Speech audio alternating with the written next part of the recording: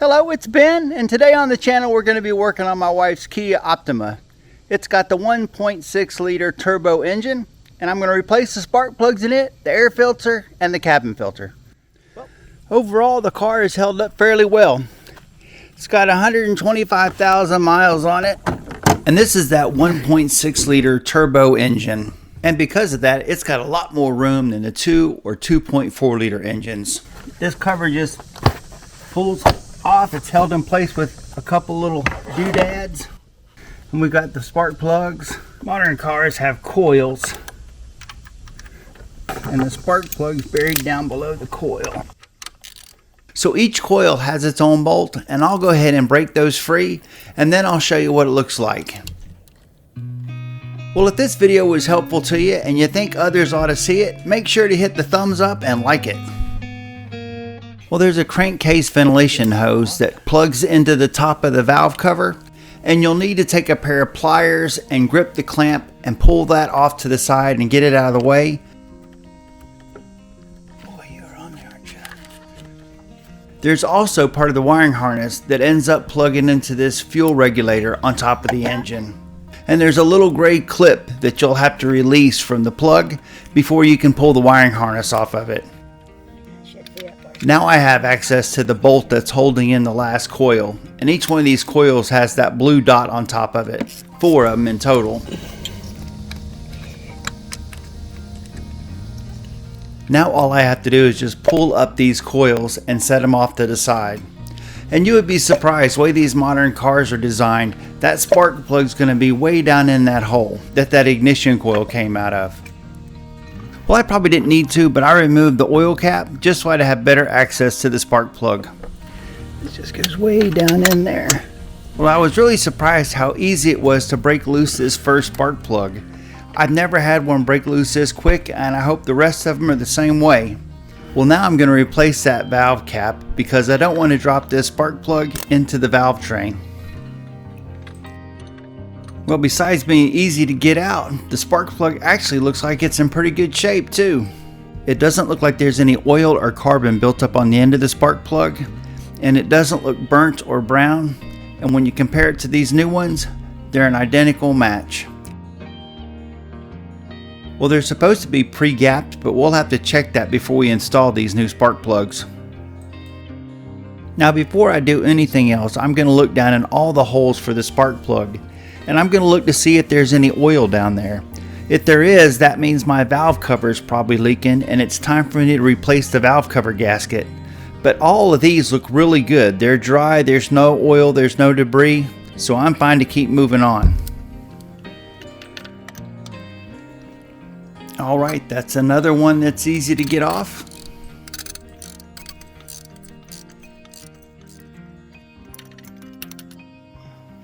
Yep, and this spark plug looks pretty good too. It's not black or fouled up, no oil. Good.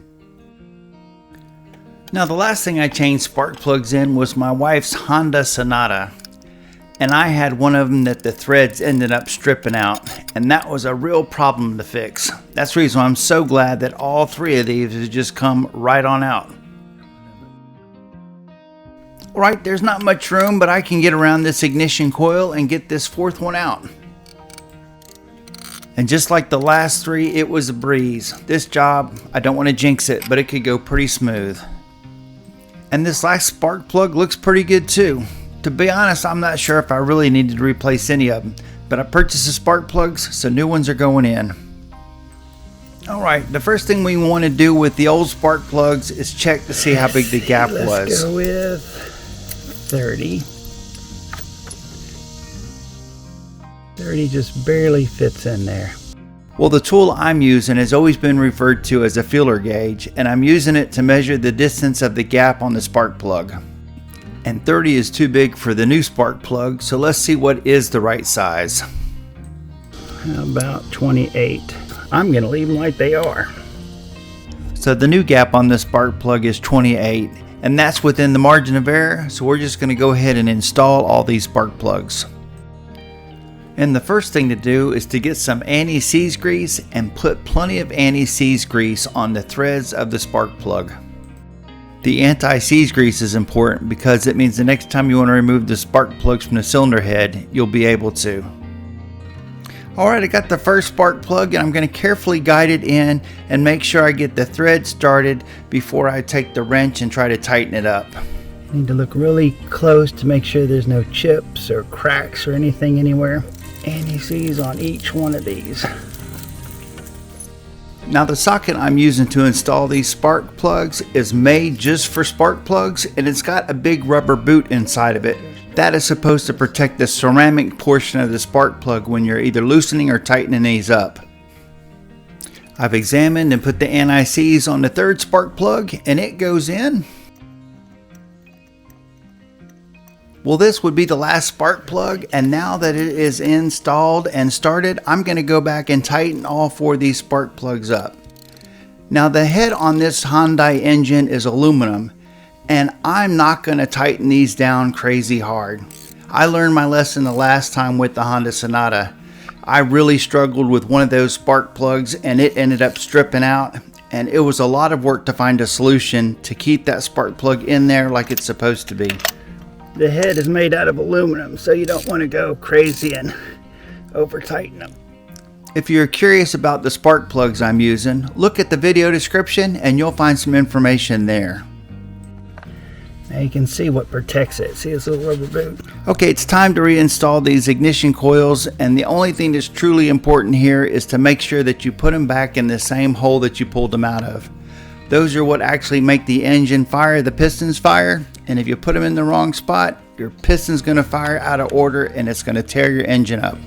The only other information I have for you, if you were curious about the torque specs for your spark plugs, the Kia and Hyundai basically have the same engine in their car. So the 1.6 liter turbo, the 1.6 liter, the 2 liter, and the 2.4 liter all have torque specifications for the spark plugs between 15 foot-pounds of torque pressure and 22 foot-pounds of torque pressure. Well, I'm almost done. I just need to plug in the fuel regulator and the crankcase ventilation hose.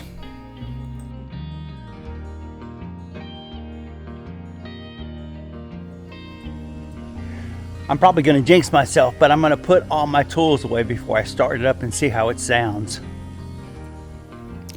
Well, it's been my experience with these Hyundai and Kia engines that when you first start them up, they're a little noisy, but normally after about a minute, they quiet down.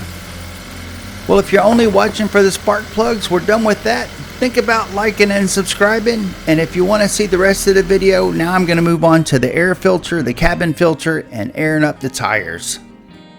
And like always, I will leave you the information on the cabin filter and the air filter in the video description. Alright, to access that air filter, all you need to do is grab these two tabs and pull them forward, and the cover should spring loose. And depending on who installed the air filter, there's these two gray tabs that you might have to move out of the way before the air filter will come out. To determine if your air filter is dirty, look in between the pleats to see if there's any debris, and pay attention to the color of the air filter, because once you see the new one, you'll see how much whiter it is, and that means the other one has trapped a lot of dirt particles in it. Once you've got the air filter in, just those gray tabs, and it should lock the air filter in place and then firmly snap shut the cover. Well, here's one more side-by-side comparison between the old filter and the new. Well, I paid $18 for this air filter, but if you were to have a mechanic put it in when you got your oil changed, it would probably cost about $40 to $50. So save that money and do it yourself. Okay, for the cabin filter, you'll have to open up the glove box. Then on the inside of the glove box, on each side, you'll find these little plastic clips that you'll have to turn and pull out. And I'm making it look a lot easier than it really is because I edited the video, so it just seems like it's seamless. They can be a little bit troublesome getting out. Then the next thing to do is to squeeze the tabs on this pin and remove the little arm that keeps the glove box from opening up all the way. Once you've got the glove box emptied, just let it dangle from the dash. Behind this piece of plastic is the cabin filter. There's just a clip on one side that you pull out, and then you have access to the cabin filter.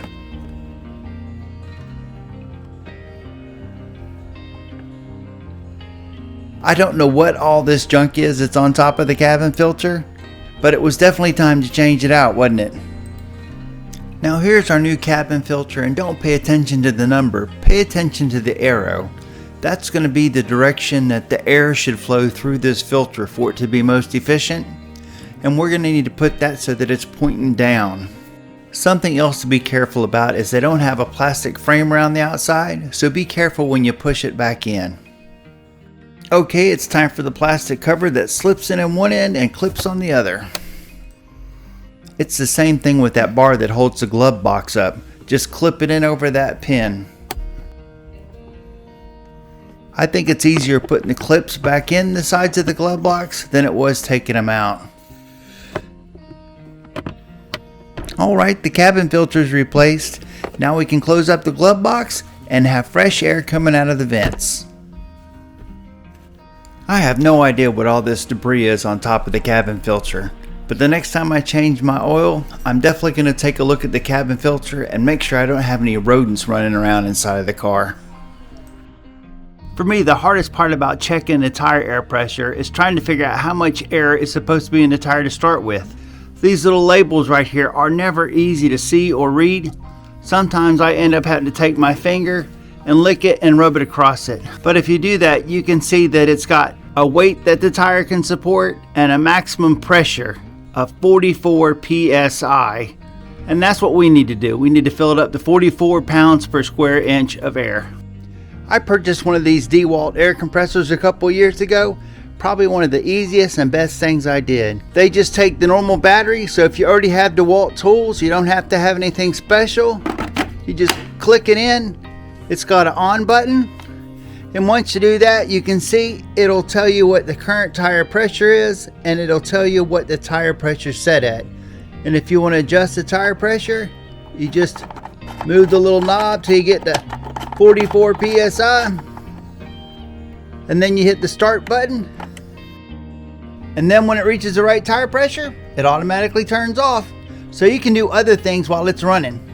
Well, the real DeWalt air compressor is a lot slower and a lot noisier than this, but I have just edited those things out for the video. Well, there you go. That wasn't bad at all. I'm going to put a few miles on the car just to make sure it's okay, because my wife has a long commute. But thanks for watching. Like, subscribe, check out my playlist, and I'll see you in that next video.